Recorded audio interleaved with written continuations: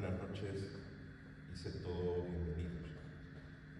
Nos reunimos hoy ante la imagen del Santísimo Cristo de la Misericordia para disponernos a vivir un momento de reflexión profunda en este tiempo de Cuaresma.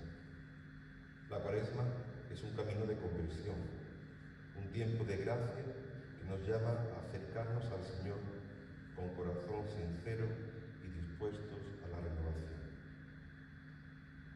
Es un tiempo para volver la mirada a Cristo, para examinar nuestra vida a la luz del Evangelio y para dejar que su misericordia transforme nuestro ser. Como cofrades, estamos llamados a vivir estos días con un espíritu de oración, penitencia y caridad, preparando nuestros corazones para la gran Pascua del Señor. Para guiarnos en esta reflexión, tenemos la dicha de contar con nuestro hermano Manuel Jesús Rangel Torrejón, quien con su testimonio y palabras nos ayudará a profundizar en el significado de la Cuaresma como tiempo privilegiado de encuentro con el Señor. Que su mensaje nos inspire a vivir estos días con autenticidad, dejándonos tocar por la gracia de Dios y renovando nuestro compromiso de fe. Abramos nuestro corazón y nuestra mente para acoger esta reflexión con humildad y disposición a la conversión.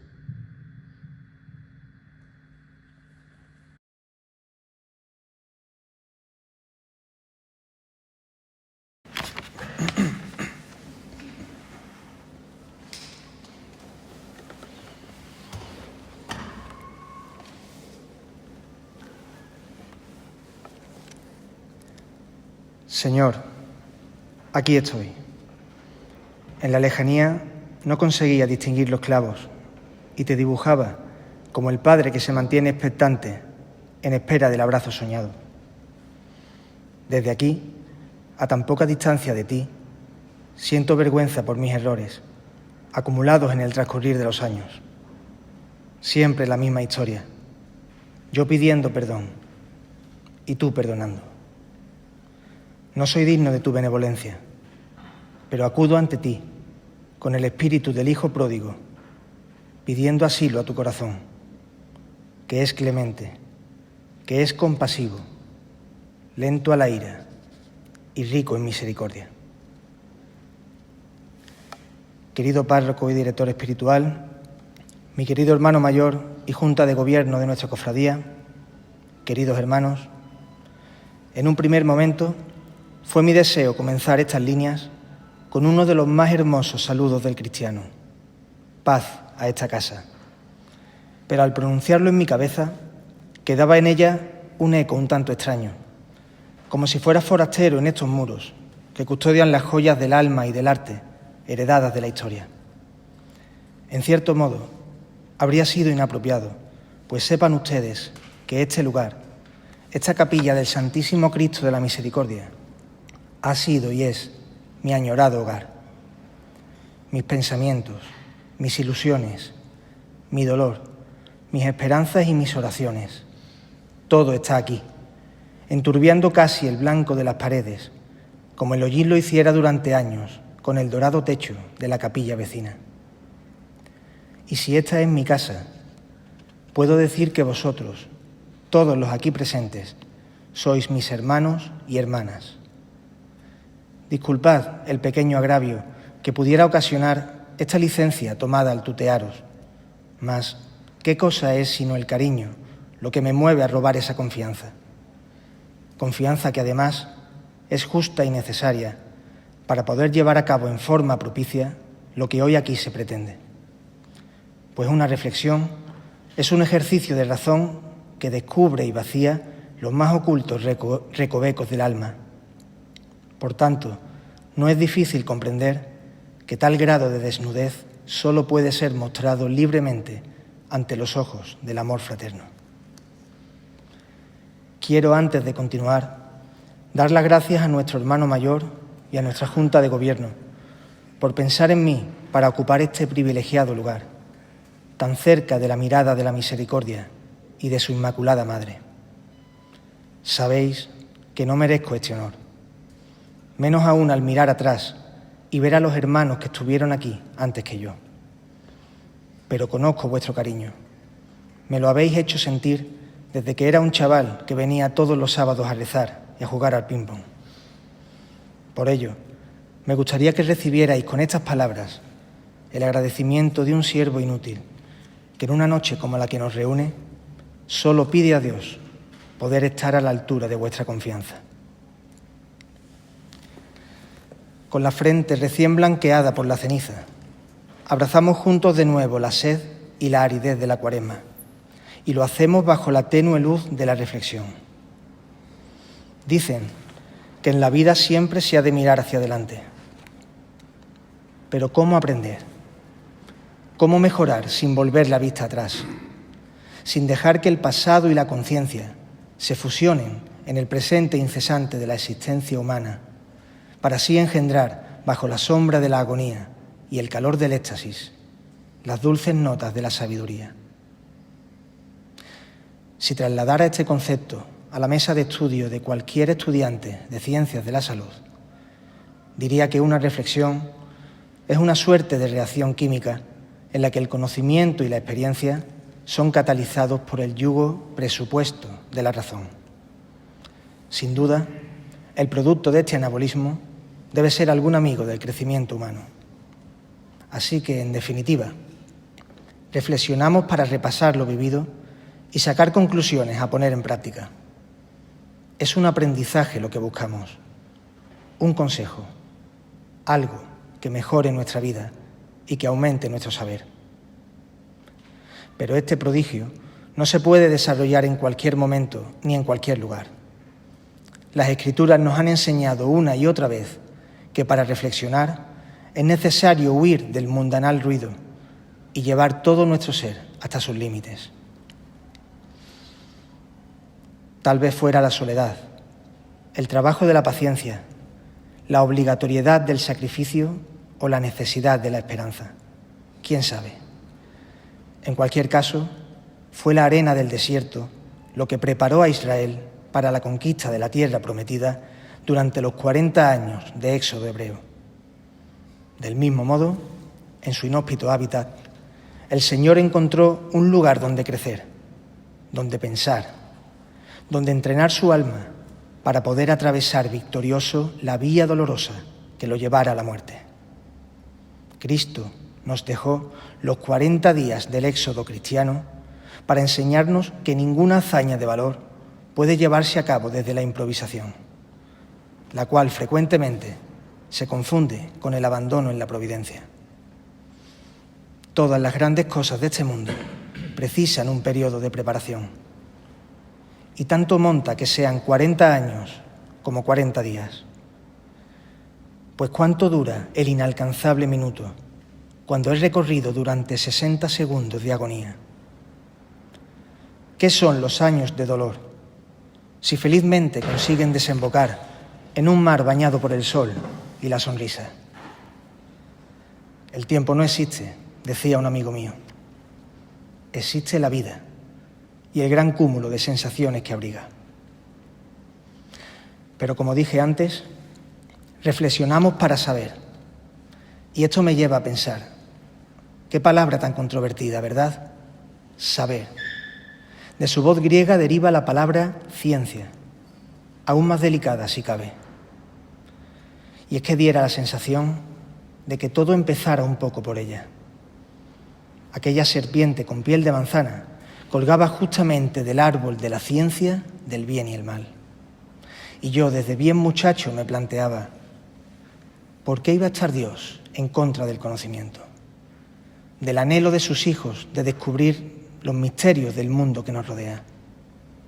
Decía Calderón de la Barca en boca del rey Basilio que a quien daña el saber, homicida es de sí mismo. Yo anduve atribulado, un tiempo al menos, por esta pregunta.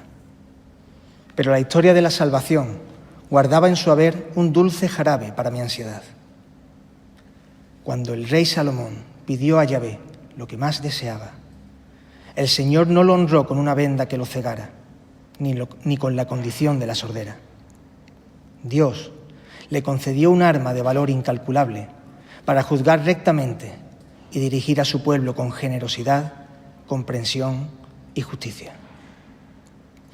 Dios premió a Salomón con el don de la sabiduría y vio Dios que era bueno. Así que imaginaos mi alegría al descubrir que ciencia y religión no estaban condenadas a una guerra eterna.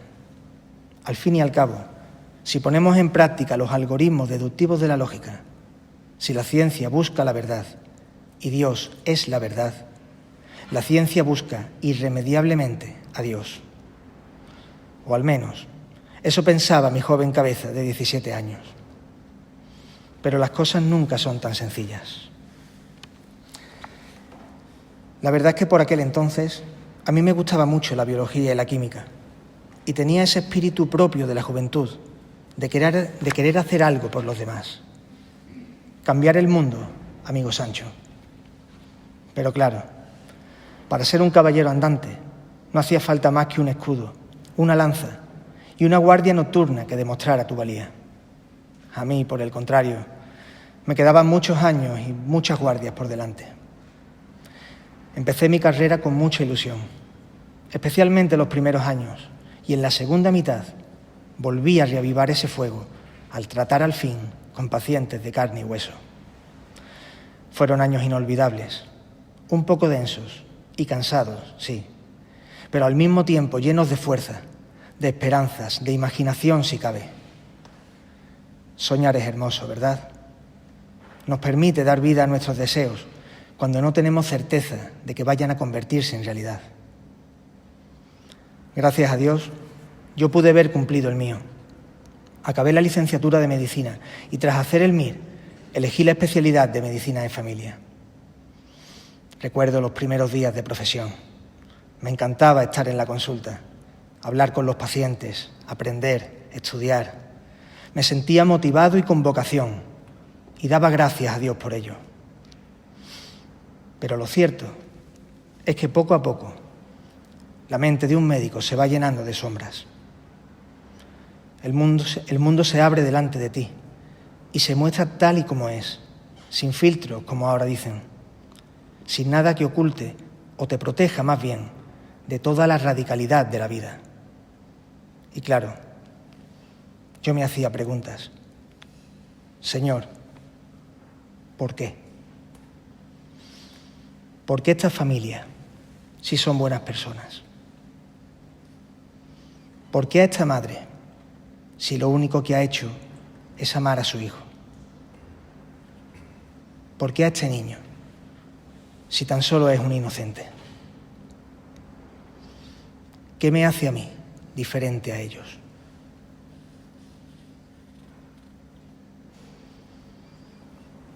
Antes de todo esto, mis oraciones se sustentaban en una fe tan ciega que la posibilidad en mi cabeza de que Dios no respondiera se veía simplemente reducida al ridículo.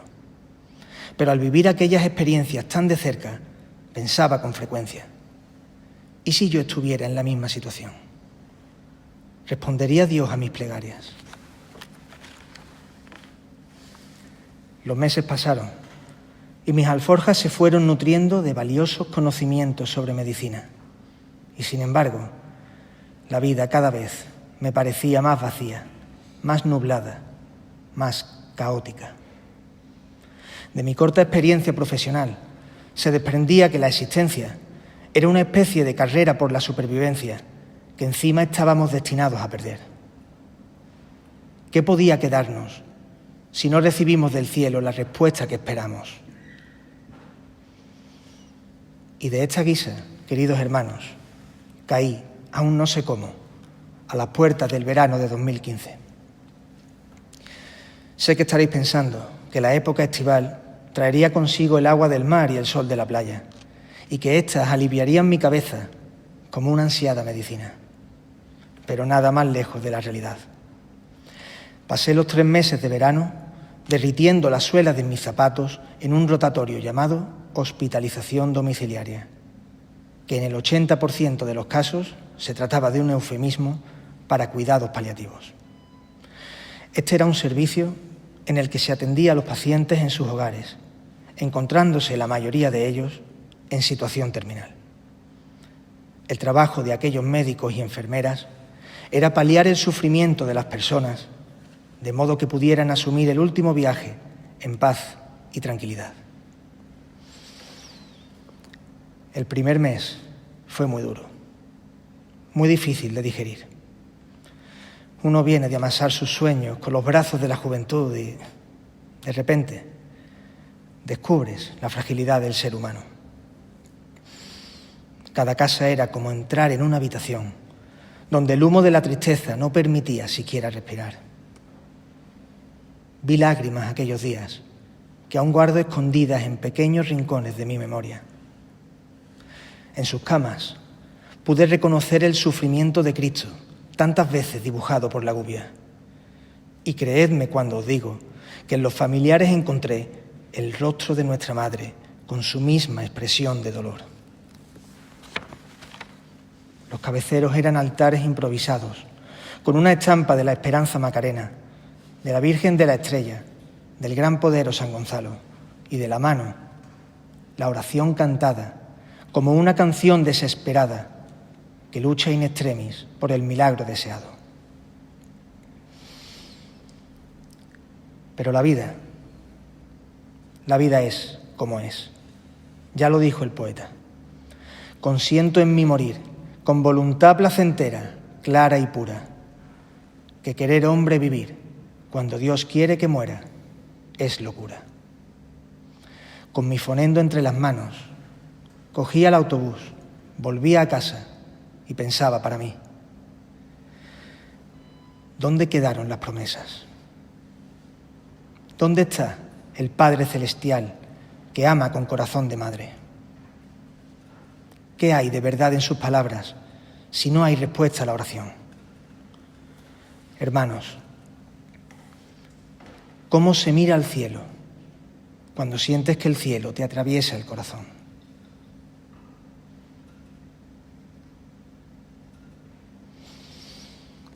Y entonces, como si cayera de un caballo, vinieron a mi cabeza estas palabras de Jesús: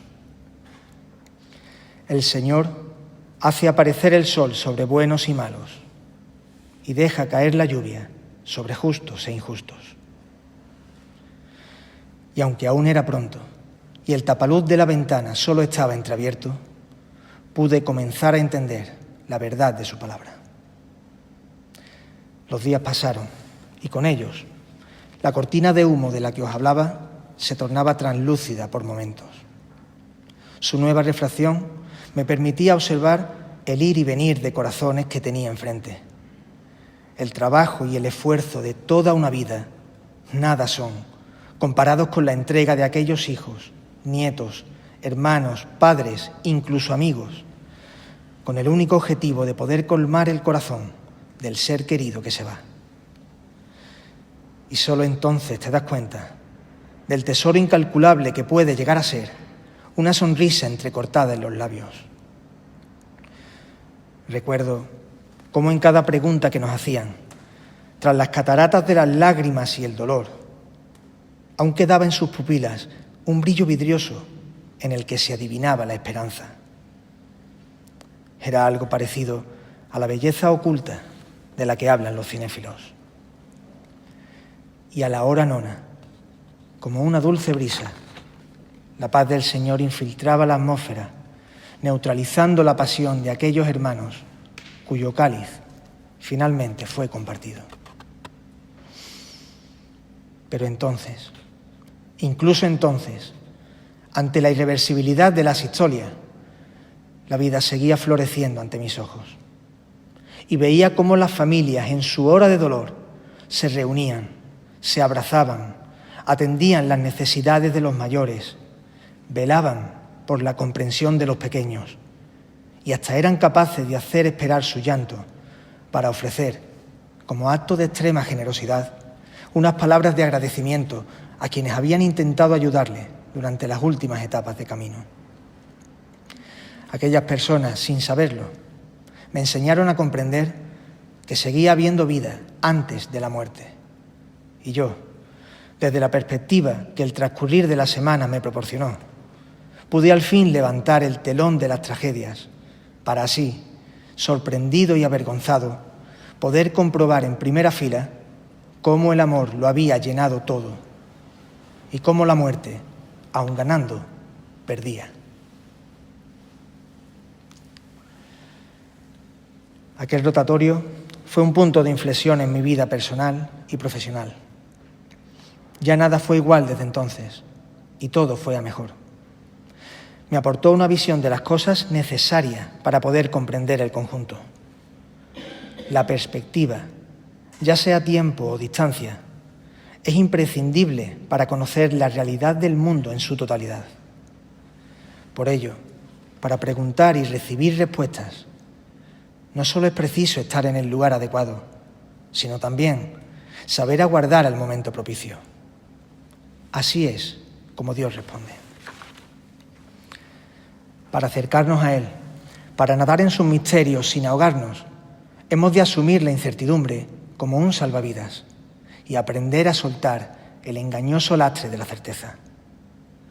Muchas de las dudas que nos acechan en el día a día nacen del error de base de someter a Dios al rigor del método científico. Por supuesto que la ciencia tiene fuerza y es hermosa y justa, pero su sistema es finito, imperfecto, humano. Nuestras palabras son temporales y perecederas.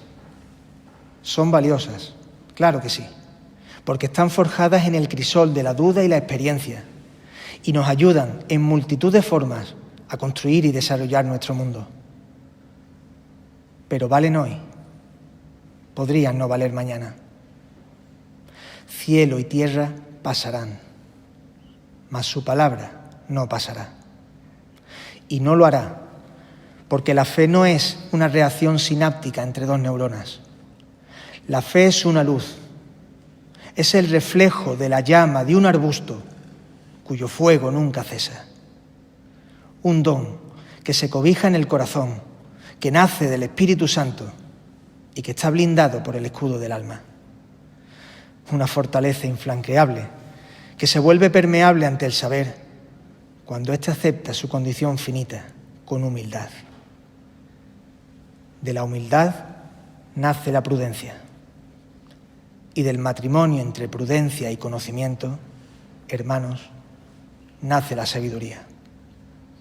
Ahora sí, el rey Salomón era consciente y encontró en ella no solo una forma de reinar, sino también, y por encima de todo, una forma de conectar con Dios. Ni probetas ni experimentos, solo la vivencia de Dios en su corazón. Nunca la demostración, siempre la confianza. Nunca la soberbia, siempre la prudencia. Nunca el orgullo. Siempre el espíritu contrito, como el del centurión romano, que sabiéndose indigno, acudió al médico de médicos para salvar la vida de su siervo, al que amaba como un hijo. Hermanos, existe un verbo mucho más fuerte que saber, y es creer. En las grandes dicotomías de nuestra vida, en las más livianas y banales y en las más definitivas, por mucha razón que volquemos en el asunto, todas las decisiones necesitan del corazón para ser tomadas. Da igual cuánto cribado crucen nuestras ideas, los pros y los contras, lo que conviene y lo que no. Indiferente es que lo pongamos todo en una balanza, porque incluso cuando la solución ya está señalada por el intelecto, para ratificarla, necesitamos ese pequeño empujón que nace del músculo cardíaco. Cuando tomamos una decisión, no lo hacemos sabiendo que es la correcta, lo hacemos creyendo que es la correcta. No es el conocimiento ni la certeza. En última instancia, es la fe la que determina la orientación de nuestros actos y la que los ejecuta. Por tanto, no huyamos de las dudas. No nos dejemos engañar por la estética de la certeza. Dios no puede someterse a los cribados de la ciencia, pues eso sería pretender percibir en un píxel lo que solo puede apreciarse en la inmensidad de la pantalla. Dios está en la incertidumbre, en la creencia, en la sensación que alberga nuestro corazón y que no puede ser tocada porque está protegida por el amor del cielo. La vida puede ser muy difícil, de eso no hay duda. Pasamos años deseando que todo se calme para poder sentir paz en nuestro interior. Pero esa paz no llega, porque esta playa no es un paraíso y el devenir trae consigo olas que braman en nuestro pecho. Trabajoso es cruzar a nado el estrecho de aguas turbulentas, pero Él puede enseñarnos a caminar sobre el agua, a caminar sobre los problemas, a sobreponernos a nuestras inquietudes y cuitas, a hacer realidad el milagro y desafiar las leyes de la física. Hermanos, este que veis aquí crucificado, este es el hombre, este es el Dios. Ser testigo del dolor me hizo indudablemente consciente del sufrimiento humano, pero también de la autenticidad del sufrimiento que Cristo, como verdadero hombre, padeció. Él vivió en primera persona sus palabras, la lluvia sobre justos e injustos, pero no vaciló, aun sabiendo de la traición, aun sabiendo que no merecíamos el perdón, consciente de la pasión y de la cruz. Él sencillamente amó. Amó antes, amó durante y amó hasta el extremo.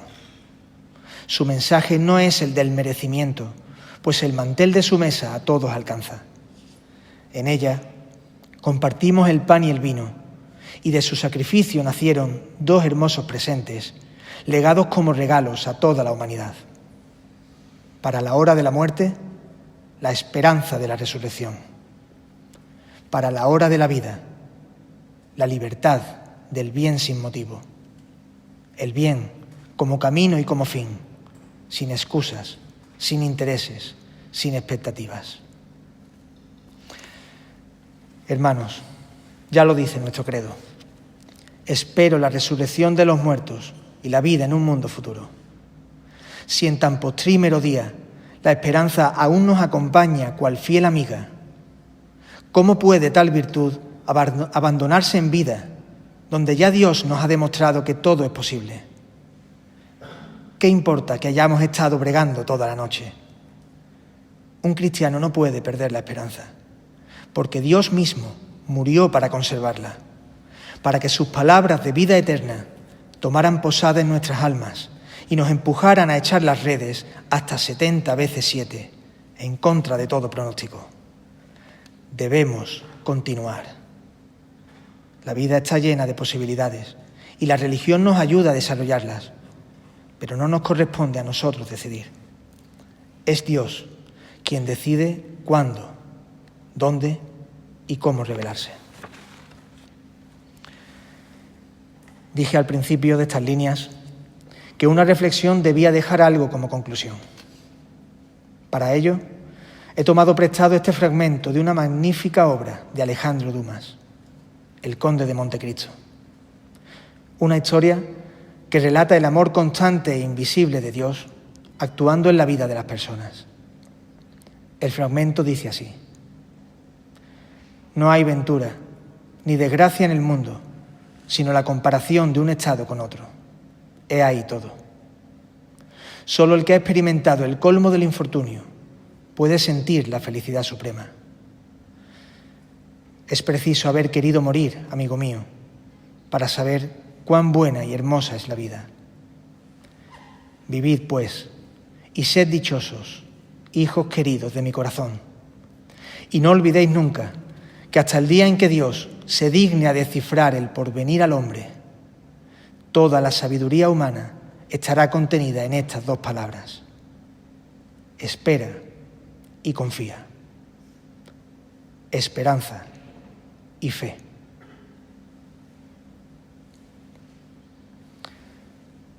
Hermanos, con el corazón rebosante de amor y agradecimiento, pido al Señor de la Misericordia que os guarde y acompañe siempre.